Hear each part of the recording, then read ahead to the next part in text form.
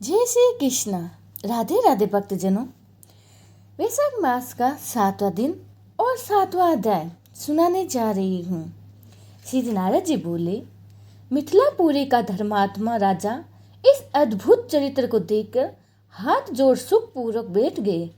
बैठे हुए ब्राह्मण से कहने लगे, हे महात्मा, मैंने यह बड़ा ही अद्भुत तथा आश्चर्यमय चरित्र देखा है, जिनके धर्म के प्रताप से इच्छा व कुशवंशी राजा को मोक्ष की प्राप्ति हुई है।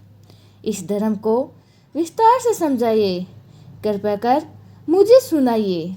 राजा के प्रश्न को सुनकर महात्मा सुतदेव धन्य हैं, कह रहे हैं। राजा की प्रशंसा कहते हुए बोले, हे सौम्य, शुभ भगवान धर्मात्मा का वर्णन मैं तेरे आगे करता हूँ।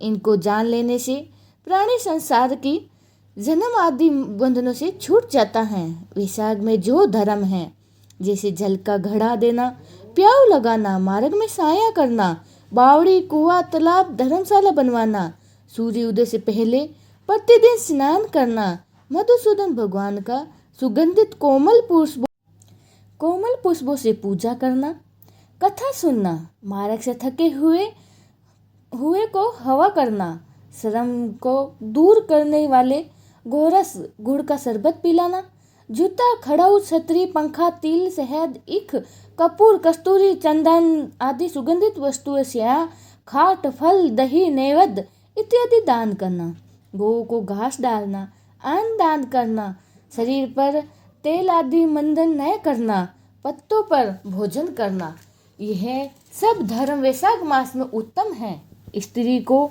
माधव भगवान का पूजन करना फलों से करना चाहिए। ऐसा नहीं करने से पुत्र, आयु तथा पति सुख प्राप्त नहीं होता है। वैशाख मास में जल व अन्न दान भूखे प्राणियों को अवश्य कराना चाहिए। नहीं केवल से करने से पशु और पिशाच की योनि मिलती है। हे राजन, मैं अन्न दान न करने की एक अद्भुत कथा तेरे सामने कहता हूँ। रेवा नदी के किनारे मेरा पिता पिशाच होकर भूत और प्यास के मारे शिथिल होने से उनकी सुधा और तृष्णा बढ़ गई थी। छायाहीन सेवल के वृक्ष के पास अन्न न मिलने के कारण अपना ही मांस खाने से कंठ के बीच का मांस खड़ा हो गया था। कंठनली का छिद्र सूक्ष्म हो जाने से पीड़क के कारण प्राण जाने का भय था। कुआं, बावड़ी शीतल जल का विष समझते थे। मैं गंगा यात्री के निमित्त जा रहा था, तब मार्ग में देव योगे से रेवा नदी के किनारे पर पहुंचा।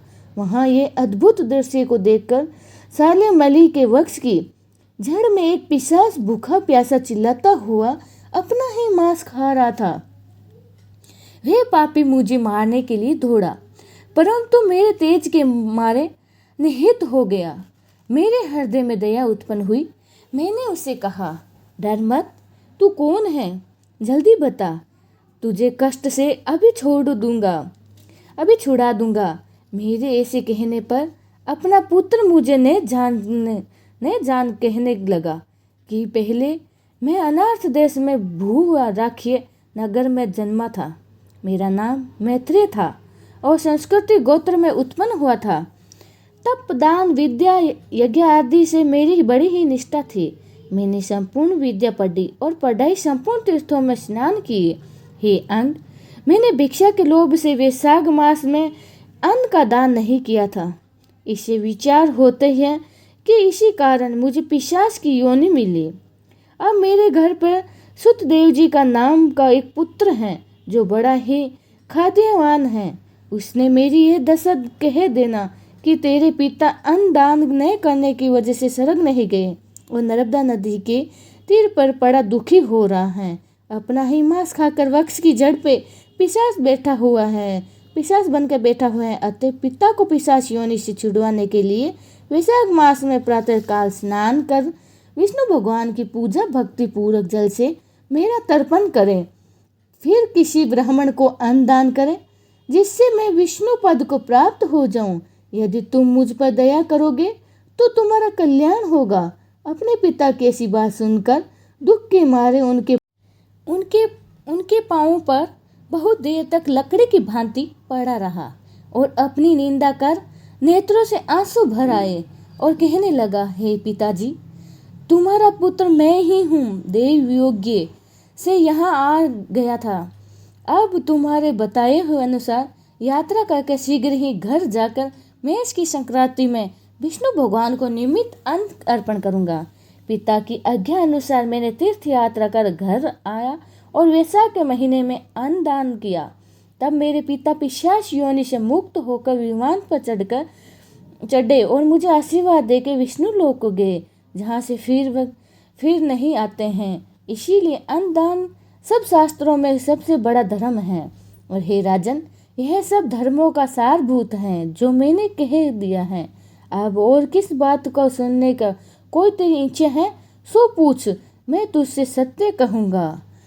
नारायण शिव नारायण नारायण नारायण, लक्ष्मी नारायण नारायण नारायण, श्रीमंत नारायण नारायण नारायण, लक्ष्मी नारायण